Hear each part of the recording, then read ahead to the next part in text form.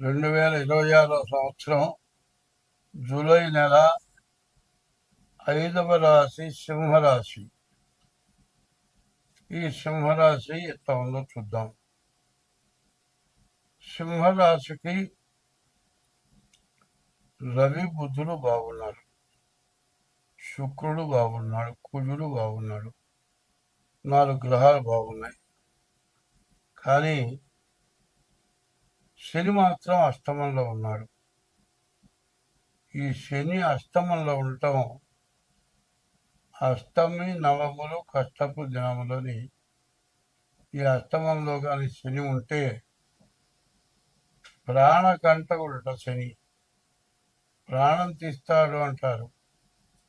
అటువంటి శని వల్ల చాలా ఇబ్బందులు, చాలా సమస్యలు ఉండటానికి బాగా అవకాశం కనబడుతుంది. ఈ రాశి వాళ్ళు తప్పనిసరిగా శనికి 19,000 జపం, నల్ల నువ్వులు దానం తప్పనిసరిగా చేయాలి. తర్వాత డేట్ ఆఫ్ బర్త్ ద్వారా తప్పనిసరిగా జాతకం చూపించుకోవాలి. అయితే ఎందుకు చూపించుకోవాలి అంటే, రవి బుధులిద్దరు కూడా మిథునంలో కలిసి ఒక్క చోట ఉన్నారు. ఇది చాలా గొప్పది. రవి బుధులు అందులో స్వక్షేత్రంలో, బుధుడి యొక్క క్షేత్రంలో రవితో కలిసి బుధుడు ఉండటం చాలా విశేషం. ఇది బుధాదిత్య యోగం అంటారు. ఇది చాలా మంచి యోగం. కుజుడు కూడా దశమంలో బాగున్నాడు, శుక్రుడు బాగున్నాడు.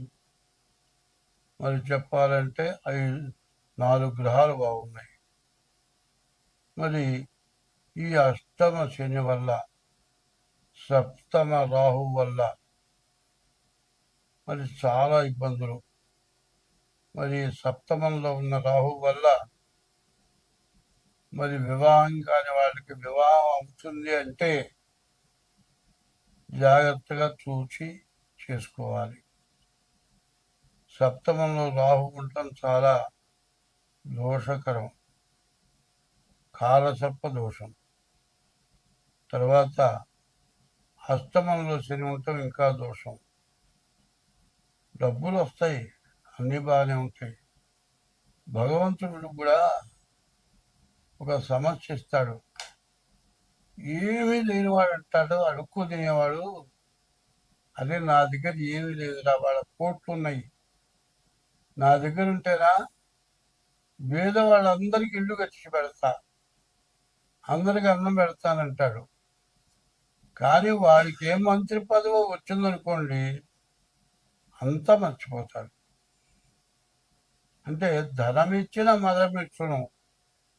ధనం చేతికి ఎప్పుడైతే వచ్చిందో దాంతోపాటు తను తెచ్చుకునే దానంతటదే వస్తుంది అహంకారం. నా అంతటి వాళ్ళు లేడు, నా మాట అందరూ వినాలి, నేను చెప్పింది వేదం, ఎవరు చెప్పింది కాదు, మంచి చెప్పినా నువ్వెవరికి చెప్తా, నేను చెప్తే నువ్వు వినాలంటాడు. ఇటువంటి మనస్తత్వాలు వస్తాయి.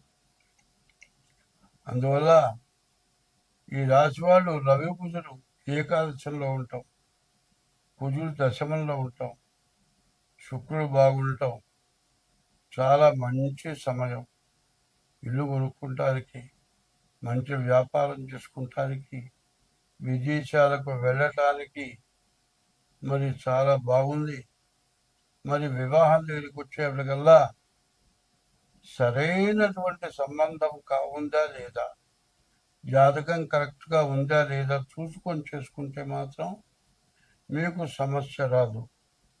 తొందరపడి సొంత నిర్ణయాలు, పెద్దవాళ్ళతో సంబంధం లేకుండా ఉద్యోగం చేసుకుంటే చోట మీరు మాట్లాడుకొని మాకు నచ్చింది మేము చేసుకుంటాం అని పెద్దవాళ్ళకి ఎదురు తిరిగి, పిల్ల చాలా బాగుంది, చాలా మంచి అమ్మాయి, నాకు బాగా ఉపయోగపడుతుంది అనుకొని తొందరపడి చేసుకుంటే మరుసటి రోజే సమస్య వచ్చి కూర్చుంటుంది.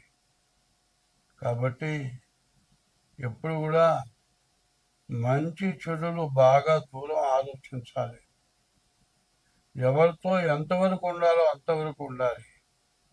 శృతి మించి ఎవరైనా పెట్టుకుంటే దానివల్ల ఎక్కువ నష్టపడేది వీళ్ళే. కాబట్టి ముందు చెప్పాలి అంటే ఈ రాశి వాడికి మంచి యోగం ఉంది. కానీ అష్టమ శని, సప్తమ రాహు, ద్వాదశంలో గురువు, ఈ గ్రహాలు చాలా ఇబ్బందికరంగా ఉంటాయి. శుక్రుడు, రాహువు, కేతువు, మరి శని, గురువు, ఈ గ్రహాలు పూర్తిగా బాగాలేవు. కాబట్టి డేట్ ఆఫ్ బర్త్ ద్వారా ఈ రాశి వాళ్ళ జాతకం చూపించుకోండి. ఈ రాశి వాళ్ళకి నడుస్తూ ఉండగానే కాలు మెలకబడి ఫ్రాక్చర్ అయిపోయి ఆపరేషన్ చేయాల్సి వస్తుంది. ఏమన్నా ఎగురు దూకావా? లేదు, నడుస్తుండగానే జరిగింది. మరి ఇట్లాంటి టైంలో మేము చెప్తాం, జాగ్రత్తగా ఉండవా అని చెబుతాం. ఏం జాగ్రత్తగా ఉంటామండి? నడుస్తూ ఉండగానే కాలు మెలకబడ్డది, విరిగిపోయింది, ఫ్రాక్చర్ అయింది, ఆపరేషన్ చేశారు. 6 నెలల దాకా మంచం పెంచి కాలు కింద పెట్టొద్దన్నారని చెప్తారు. అక్కడ దాకా రావాలా? ముందుగా చెప్పంగానే వెంటనే మరి తగిన దోషం పోవటానికి చేసుకుంటే అక్కడ దాకా రాదు. ఏదో చిన్న దెబ్బ తగులుతుంది, 2 రోజులు కాస్త వాస్తుంది, నడుస్తావు. అంత ప్రమాదం దాకా రాకూడదు. అష్టమ శని ప్రాణకంటకుడు. ప్రాణం తీయనన్నా తీస్తాడు, బతికుండు కూడా మంచంలోంచి కాలు కింద పెట్టడానికి వీల్లేక 1 ఏళ్ళు 2 ఏళ్ళు కూడా మంచంలో పడి దోమలు చేరి దుర్వాసన వచ్చి చచ్చిపోతే బాగుంటుంది అన్నంత బాధ పెడతాడు. కాబట్టి ఈ రాశివాడు ముఖ్యంగా డేట్ ఆఫ్ బర్త్ ద్వారా జాతకం చూపించుకోండి. తగిన దోషాలు పోవటానికి శాంతి చేసుకోండి. అన్ని విధాలా బాగుంటుంది. స్వస్తి.